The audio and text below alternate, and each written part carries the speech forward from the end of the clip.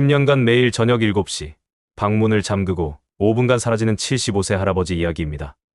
가족들은 의아해했죠. 아버지 뭐 하세요? 왜 매일 저녁마다 방문을 잠그세요? 혹시 어디 아프신 건 아니에요? 할아버지는 그저 미소만 지으실 뿐 대답하지 않으셨답니다. 어느 날 며느리가 우연히 보았어요. 할아버지께서 사타구니와 항문 사이 부위를 손가락으로 부드럽게 마사지하고 계셨답니다. 아버님, 그게 뭐예요? 그때 할아버지가 말씀하셨어요. 나는 10년간 이렇게 회음부 마사지를 해왔단다. 밤에 화장실 가는 횟수가 확 줄었어. 60대 때는 밤에 4번씩 깼는데 지금은 한 번도 안 일어나는 날도 있지. 많은 분들이 댓글로 구체적인 방법을 물어보셨는데요. 오늘은 이 회음부 마사지에 대해 깊이 알아보겠습니다. 안녕하세요. 건강정보 척척 박사 이철수입니다. 저는 여러 의학 연구 자료들을 정리해서 쉽게 알려드리고 있습니다. 어제 서울 강북구에 사시는 70세 최영희님께서 이런 질문을 주셨어요. 밤에 화장실을 너무 자주 가서 잠을 못 자요. 낮에는 괜찮은데 밤만 되면 2~3시간마다 깨요. 회음부 마사지가 정말 도움이 될까요? 오늘은 이런 고민을 가진 분들을 위해 남성과 여성의 소변 문제와 회음부 관리 방법에 대해 자세히 알려드릴게요. 물론 이 모든 정보는 참고용이에요. 개인의 건강 상태에 따라 다를 수 있고 정확한 진단과 치료는 비뇨의학과 전문의에게 상담받으시는 게 가장 좋다는 점 미리 말씀드립니다. 먼저 남성분들의 소변 문제부터 알아볼까요? 야간뇨란 무엇인가요? 야간뇨는 밤에 수면 중 소변을 보기 위해 한 번 이상 잠에서 깨는 것을 말해요. 임상적으로는 보통 2회 이상을 야간뇨라고 합니다. 얼마나 흔한가요?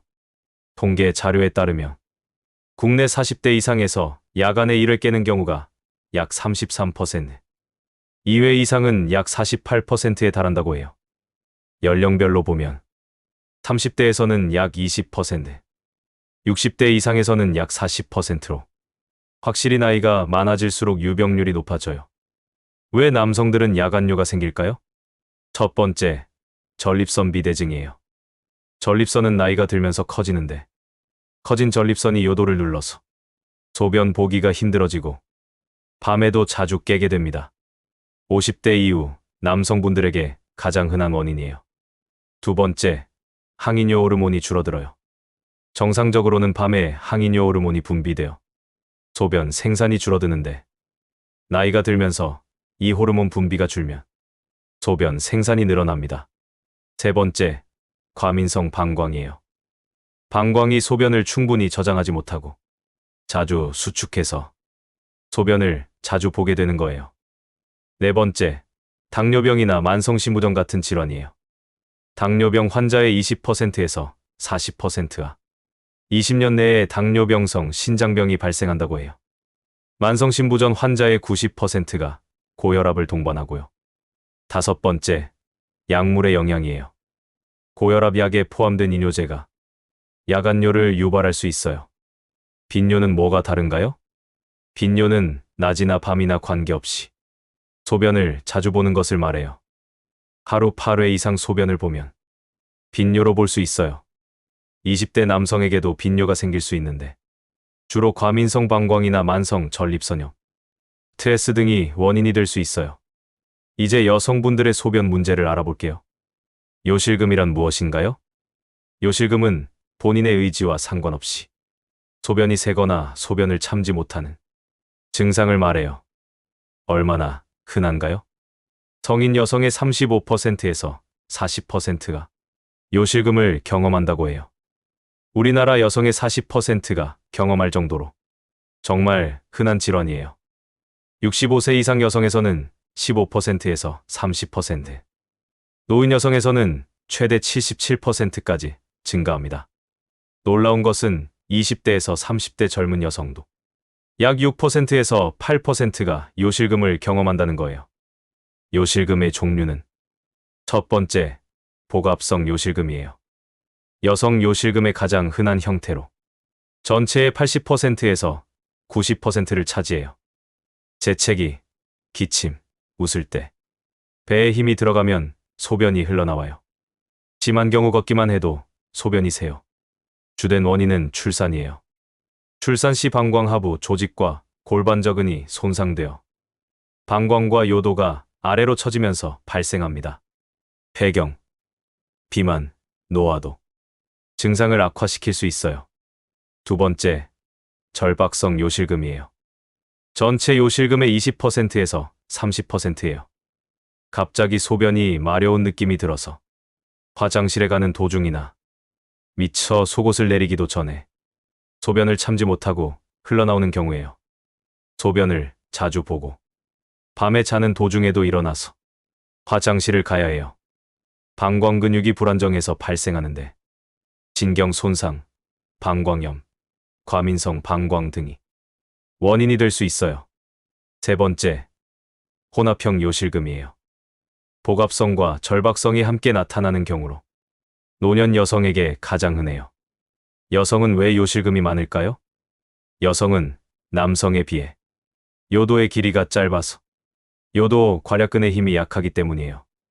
임신과 출산을 겪으면서 요도를 지지하는 힘이 약해지고 폐경기 이후에는 여성 호르몬 부족으로 요도 내 혈관이 위축되면서 더욱 쉽게 발병해요. 이제 회음부 마사지에 대해 알아볼게요. 회음부가 정확히 어디인가요? 회음부는 사타구니와 항문 사이에 평평한 부분이에요. 자전거 안장에 닿는 부분이라고 생각하시면 쉬워요. 회음부 안쪽에는 전립선, 방광, 골반 근육이 있어요. 왜 회음부가 중요한가요? 첫째, 전립선과 비뇨기로 가는 혈류를 개선할 수 있어요. 의학 분야에서 알려진 바에 따르면 회음부 마사지가 전립선과 음경으로 가는 혈류량을 증가시킨다고 해요. 둘째, 골반 근육을 강화할 수 있어요. 회음부에는 좌골해면체근, 망울해면체근, 외항문괄약근 등 중요한 근육들이 있는데 이 근육들을 마사지로 자극하면 근육이 강화될 수 있다고 해요. 셋째, 방광 기능 개선에 도움이 될 수 있어요. 케겔 운동이라고 들어보셨죠? 항문 조이기 운동인데 회음부 마사지와 비슷한 효과예요. 규칙적인 회음부, 근육 운동이 골반에 위치한 대부분의 근육을 강화시키고 요실금 관리에 도움이 될 수 있다는 연구가 있답니다. 올바른 회음부 관리 방법은 남성의 경우 천장을 보고 누운 자세에서 양쪽 무릎을 들고 검지와 중지를 모아서 항문 쪽 회음부에서 음낭 쪽으로 쭉 밀어 올리듯이 부드럽게 마사지해요. 하루 5분 정도. 저녁 시간에 하시면 돼요. 마사지를 할 때 윤활유 선택 및 사용법에 대해 안내해 드릴게요. 적합한 윤활유는 천연 오일로 피부 자극이 적고 보습 효과가 있는 오일이 좋습니다. 코코넛 오일, 아몬드 오일, 비타민 E 오일 등 먹을 수 있는 등급의 순한 오일이면 더욱 좋습니다. 또한 러브젤이라고 불리는 마사지 전용 수용성 윤활제도 있습니다. 러브젤을 사용하시면 부드럽고 끈적임이 덜하며 물로 쉽게 씻어낼 수 있습니다. 주의해야 할 종류도 있습니다. 미네랄 오일, 바셀린 등 일반 오일 성분의 젤은 지속력이 높지만 피부에 흡수가 잘 안 되고 씻어내기 어렵거나 간혹 자극을 줄 수도 있으므로 추천하지 않습니다. 마사지 부위 특성상 천연 오일이나 수용성 윤활제를 우선 고려하시는 것이 좋습니다. 윤활유를 사용할 때는 먼저 손을 깨끗이 씻고 마사지할 회음부 주변도 청결하게 준비합니다. 그리고 윤활유를 손가락 끝에 50원 동전 크기 정도 또는 그보다 약간 적은 양을 덜어냅니다. 처음에는 소량만 사용해보고 마사지가 부드럽지 않다면 조금씩 추가하는 것이 좋습니다. 마사지는 덜어낸 윤활유를 고환과 항문 사이의 회음부 피부에 부드럽게 펴바르는 것부터 시작합니다. 윤활유가 피부에 잘 퍼지고 부드러워지면 손가락이나 손바닥을 이용해 회음부 근육을 부드럽게 마사지합니다.